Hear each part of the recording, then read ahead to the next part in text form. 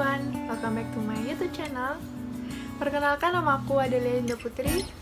Aku mahasiswi dari Universitas Pendidikan Ganesha dari Prodi S1 Akuntansi, NIM 1717051406. Kali ini aku akan membahas materi tentang laporan perubahan modal dan juga catatan atas laporan keuangan. Jadi materi yang pertama yaitu laporan perubahan modal.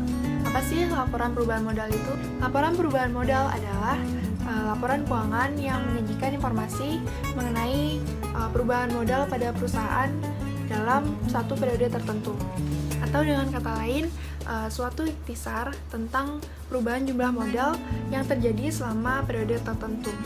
Nah, terdapat beberapa hal yang menyebabkan perubahan pada modal suatu perusahaan, yaitu yang pertama adanya setoran tambahan atau investasi dari pemilik, yang kedua yaitu adanya laba dan kerugian usaha, yang ketiga yaitu pengambilan untuk keperluan pribadi atau privat.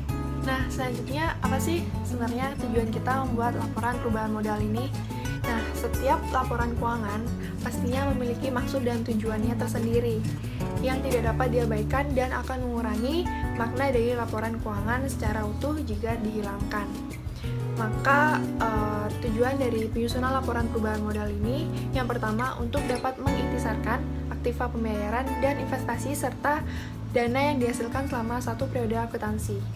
Yang kedua yaitu menyajikan pengungkapan perubahan modal kerja suatu perusahaan. Untuk mempermudah akuntan dalam penyusunan laporan perubahan modal, ada hal-hal yang perlu dipahami dalam beberapa unsur. Di antaranya yaitu yang pertama, laba tidak dibagi awal periode. Yang kedua, laba neto periode akuntansi. Yang ketiga, dividen yang diumumkan. Dan yang terakhir, laba tidak dibagi per akhir periode. Selanjutnya, penyajian laporan perubahan modal.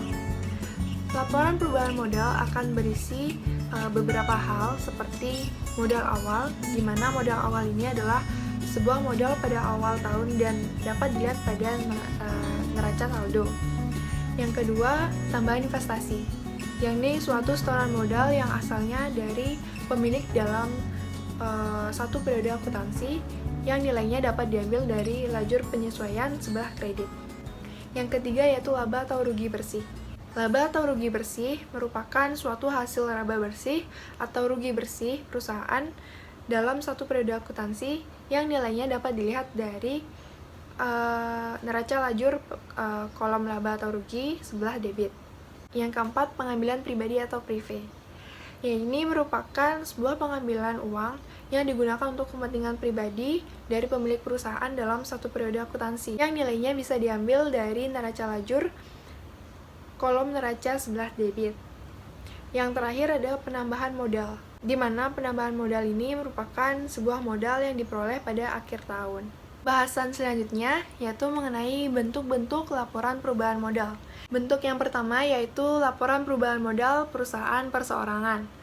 Pemilik perusahaan perseorangan ini adalah para individu tertentu, di mana tambahan modal ini dapat diperoleh dari laba bersih yang diperoleh dan tambahan suatu modal pemilik.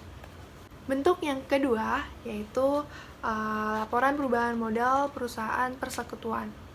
Pemilik perusahaan persekutuan ini terdiri dari 2 orang atau lebih, yang pada dasarnya bentuk laporan perubahan modal perusahaan persekutuan ini tidak berbeda dengan suatu laporan perubahan modal perusahaan perseorangan.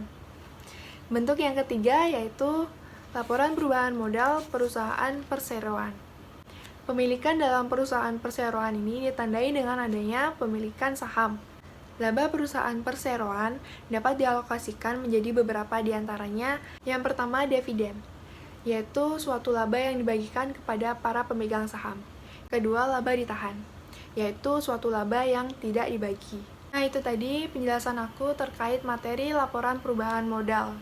Sekarang kita lanjut ke materi yang kedua, yaitu catatan atas laporan keuangan atau CALK. Nah, selanjutnya catatan atas laporan keuangan. Apa sih catatan atas laporan keuangan itu? Jadi, catatan atas laporan keuangan itu merupakan bagian integral yang tidak dapat dipisahkan dari komponen laporan keuangan lainnya. Jadi, di dalam laporan keuangan dasar itu terdapat laporan laba rugi, laporan perubahan modal, neraca, dan laporan arus kas. Nah, di mana laporan keuangan dasar ini tidak dapat memberikan seluruh informasi yang dibutuhkan pemakai. Kreditor dan pemegang saham tentunya perlu mengetahui metode akuntansi yang digunakan perusahaan dalam mencatat akun-akun laporan keuangan. Beberapa informasi tambahan yang dibutuhkan adalah bersifat deskriptif dan dilaporkan dalam bentuk narasi. Untuk dapat menginterpretasikan angka-angka yang terkandung dalam laporan keuangan, pemakai harus dapat membaca catatan laporan keuangan dan memahami asumsi-asumsi yang dipakai dalam mencatat akun-akun laporan keuangan. Jadi, jenis catatan yang biasanya dilampirkan atau disertakan oleh manajemen sebagai pendukung laporan keuangan dasar, yaitu diantaranya, yang pertama, ringkasan mengenai kebijakan akuntansi. Di sini, informasi mengenai prinsip dan metode akuntansi yang diterapkan oleh perusahaan dalam penyusunan laporan keuangan harus diungkapkan kepada pemakai. Informasi ini haruslah menjadi bagian integral atau satu kesatuan dari laporan keuangan. Contoh dari keharusan pengungkapan atas kebijakan akuntansi adalah informasi mengenai metode penyusutan aktiva tetap, metode pencatatan persediaan, periodik atau perpetual, dan penilaian persediaan FIFO-LIFO atau lainnya, metode amortisasi premium atau diskonto obligasi, metode penilaian investasi, bahan estimasi dan prinsip akuntansi, dan metode pengakuan pendapatan.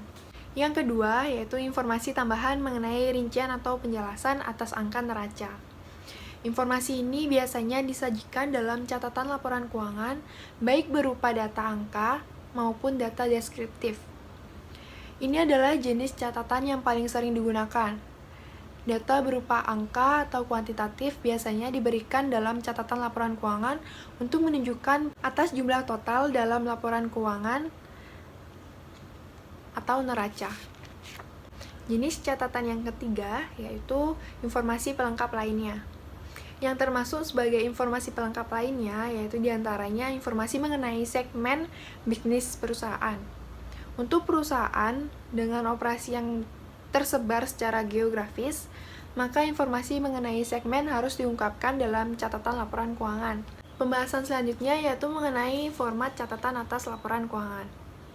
Catatan atas laporan keuangan biasanya disajikan setelah neraca, laporan laba rugi, laporan perubahan ekuitas, dan laporan arus kas. Jadi format yang pertama yaitu gambaran umum perusahaan.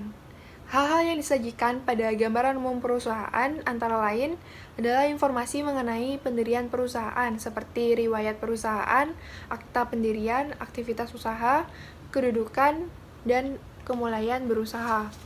Informasi mengenai penawaran umum efek seperti tanggal, nomor efektif penawaran, jenis jumlah, dan bursa tempat efek dicatatkan. Yang ketiga yaitu informasi mengenai struktur perusahaan seperti nama pemilik, presentasi kepemilikan, dan total aset. Yang keempat, informasi mengenai karyawan, direksi, komisaris, dan komite audit. Yang terakhir, informasi mengenai penerbitan laporan keuangan serta tanggal laporan pihak yang bertanggung jawab mengotorisasi. Di format yang kedua yaitu dasar penyusunan laporan keuangan dan ikhtisar kebijakan akuntansi signifikan yang diterapkan. Format yang ketiga yaitu informasi tambahan. Untuk pos-pos yang disajikan dalam neraca, laporan laba rugi komprehensif, laporan perubahan ekuitas, dan laporan arus kas, sesuai dengan urutan penyajian laporan dan penyajian masing-masing pos. Nah, itu dia penjelasan aku tentang laporan perubahan modal dan catatan atas laporan keuangan. Semoga penjelasan aku ini bermanfaat buat kalian semua. Sampai jumpa di video aku selanjutnya. Bye!